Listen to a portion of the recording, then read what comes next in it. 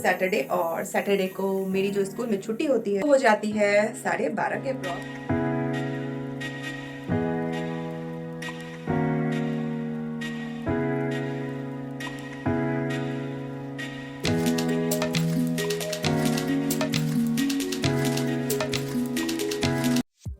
हे aspirants, कैसे हो आप सब। तो मैं अभी सो के उठी हूँ।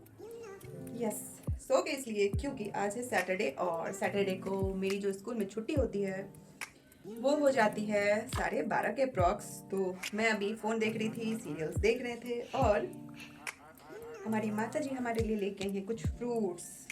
अब आप कहोगे कि दोपहर में फ्रूट्स कौन खाता है, तो दोपहर में फ्रूट्स मैं खाती हूँ क्योंकि मैं सुबह स्कूल आज चली गई थी भूखे और मैंने कुछ सुबह में फ्रूट्स वगैरह कुछ खाया नहीं, तो मेरी मम्मा ने मेरे लिए फ्रूट्स ला के दिए।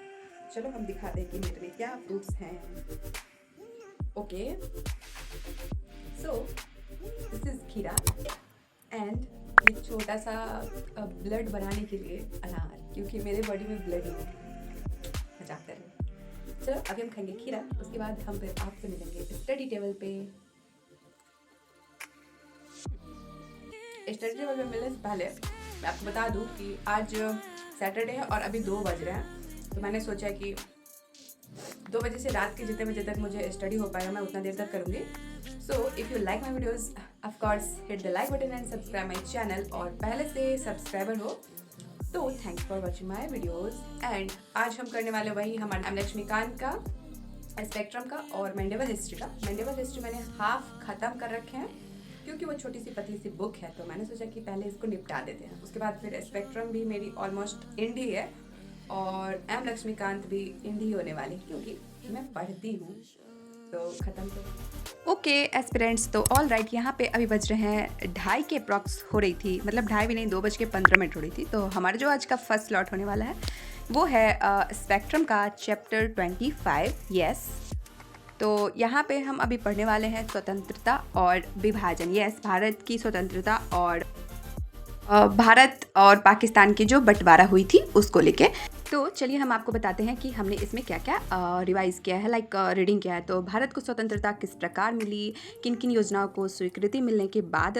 तो इसमें सबसे प्रमुख था माउंटबेटन योजना, यस, जिसको 3 जून 1947 को प्रस्तुत किया गया था। तो यह योजना माउंटबेटन के नाम से इसलिए जाना जाता है क्योंकि माउंटबेटन 1947 के समय भारत के गवर्नर जनरल थे, यानी कि राज्यपाल थे, और उन्होंने ही भारत के विभाजन के साथ सत्ता हस्तांतरण, यानी कि अंग्रेजों से भारत की जो बागडोर थी वो लेकर के भारतीय नेताओं के हाथों में सौंपने की योजना बनाई। फिर आती है भारतीय स्वतंत्रता अधिनियम की बारी।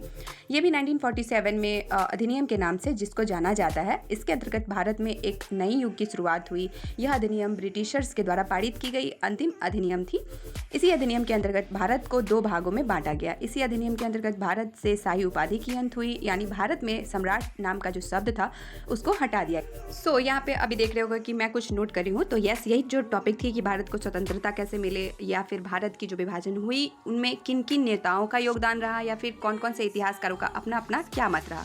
तो मैंने सोचा कि इस टॉपिक पे हमें थोड़ा सा आंसर राइटिंग प्रैक्टिस कर लेना चाहिए। तो यस, मैंने तो प्रैक्टिस कर लिया और मेरा जो माइंड में था वो भी पूरे तरीके से क्लियर हो गया। और यस, मुझे ऐसा लग रहा था लिखते वक्त कि मैंने जो भी पढ़ा है ना उसमें 50% ही मैं लिख पा रही हूँ।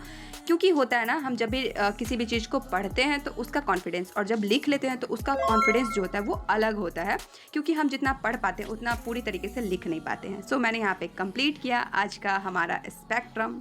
एंड ये जो स्लॉट थी हमारी 2 घंटे की थी। ओके, तो फाइनल ये चैप्टर मैंने कर लिया है ख़त्म और मुझे लग गई है जोर की भूख, क्योंकि मैं स्कूल से आई हूँ तो मैंने बस लंच कर रखा था और पूरी तरीके से खाना पीना कुछ नहीं खाया। तो चलो अभी हम खा के आते हैं, फिर आपसे मिलते हैं नेक्स्ट स्लॉट में। ओके, तो मैंने खाना खाने के बाद थोड़ा सा बाहर में टहल लिया। एज़ यूजुअल मैं खाना खाने के बाद कोई कंप्रोमाइज़ नहीं करती हूँ क्योंकि थोड़ा सा मैं टहल लेती हूँ और बाहर मौसम बहुत अच्छा हो रखा था।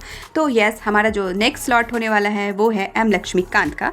तो एम लक्ष्मीकांत के चैप्टर 33 में आज हमने पढ़ा राज्य विधानमंडल के बारे में और संविधान के 6th भाग में अनुच्छेद 168 से 212 तक इसके संगठन, गठन, कार्यकाल, अधिकारियों के चयन, विशेषाधिकार और शक्तियों के बारे में मैंने पढ़ा।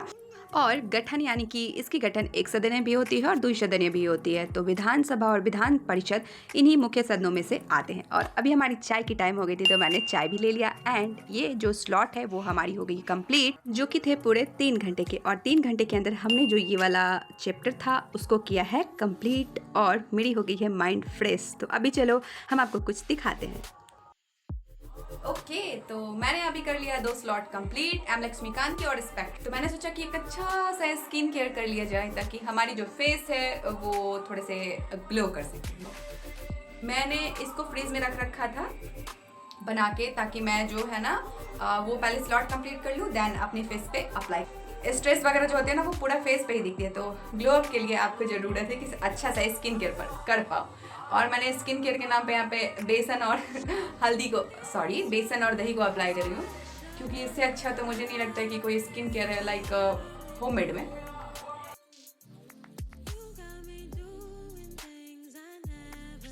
8:10 जो कि मैंने 10 मिनट अपने स्किन केयर को दिया।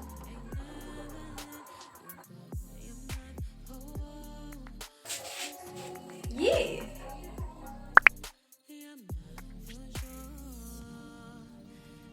ओके तो मैंने पढ़ाई के साथ साथ कर लिया हमारा थोड़ा सा स्किन केयर, क्योंकि वो भी नेसेसरी है हमारे लिए, क्योंकि मेरी स्किन है तो ऑफ कोर्स मुझे ही ख्याल रखना पड़ेगा। 10 मिनट का स्किन केयर करने के बाद मैंने किया नाश्ता, और नाश्ता करने के साथ साथ मैंने किया एनवायरनमेंट एंड इकोलॉजी के क्लासेस जो थे वो। तो ये जो क्लासेस थे ना, ये मैंने थोड़े से क्लासेस जो हैं वो स्कूल में ही कंप्लीट करा था, क्योंकि मैं स्कूल में सैटरडे की डे थी। तो मैंने सैटरडे को थोड़ा सा जो होता है वो बच्चे लोगों की प्लेइंग डे होती है, तो मैंने उस प्लेइंग डे में सोचा कि मैं थोड़ा सा कुछ देख लूँ न्यू। तो मैंने ये देखा और आधा घंटा का मैंने इसको कंप्लीट किया था।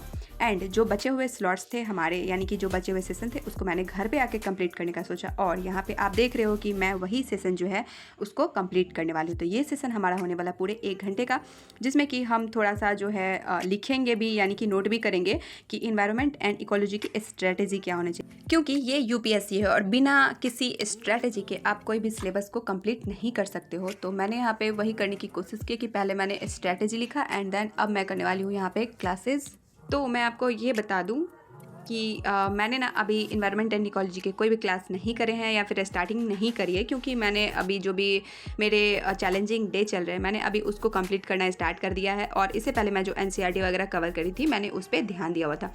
तो मैंने जब स्ट्रेटेजी देखा ना, तो इसके जो टॉपिक हैं भैया वो बहुत हार्ड टाइप के हैं। एंड मेरी कोई बैकग्राउंड ऐसी है नहीं कि मैंने कोई मेडिकल या फिर आईटीआई वगैरह को आगे रखा है। तो मैंने सोचा ना कि इसके स्ट्रेटेजी जब इतने थोड़े से हार्ड हैं तो मुझे इस टॉपिक को स्टार्ट कर लेना चाहिए। तो मैंने अब इसके जो हैं वो भी जल्द ही चैलेंजिंग डे लाने वाली हूँ, क्योंकि इसके जो सिलेबस हैं वो थोड़े से ज़्यादा लेंदी हैं। तो इसके लिए मुझे लग रहा है कि मुझे अब इसके भी जो क्लासेस हैं वो स्टार्ट कर लेने चाहिए।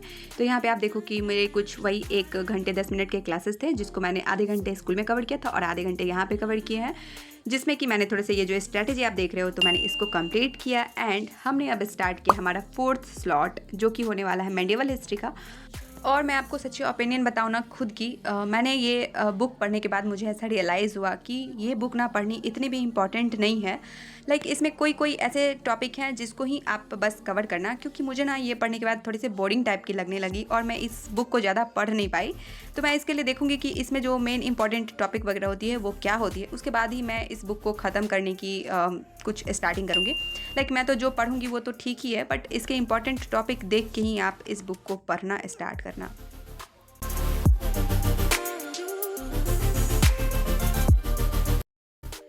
अब मैं स्टार्ट करने वाली हूँ लूसेंट। यस, क्योंकि मैंने जो अभी देख रखा था साइंस एंड टेक्नोलॉजी के स्ट्रेटजी, उसमें सर ने बताया कि मेन टॉपिक जो है वो जनरल साइंस की भागीदारी होती है और जो टेक्नोलॉजी होती है उसकी। तो हमारे पास तो अभी अवेलेबल में जनरल साइंस का जो है वो लूसेंट है, और लूसेंट जो है सारे कॉम्पिटिटिव एग्ज़ाम के लिए बेस्ट बुक मानी जाती है। तो मैंने इसमें स्टार्ट किया जनरल साइंस। तो जनरल साइंस में मैंने आज किया जीव विज्ञान यानी कि बायोलॉजी। तो बस आज का जो डे था वो हमारा पूरा कंप्लीट हो चुका है। हमारी जो स्टडी थी वो पूरी तरीके से कंप्लीट हो गई है। So thanks for watching my videos and please like and subscribe.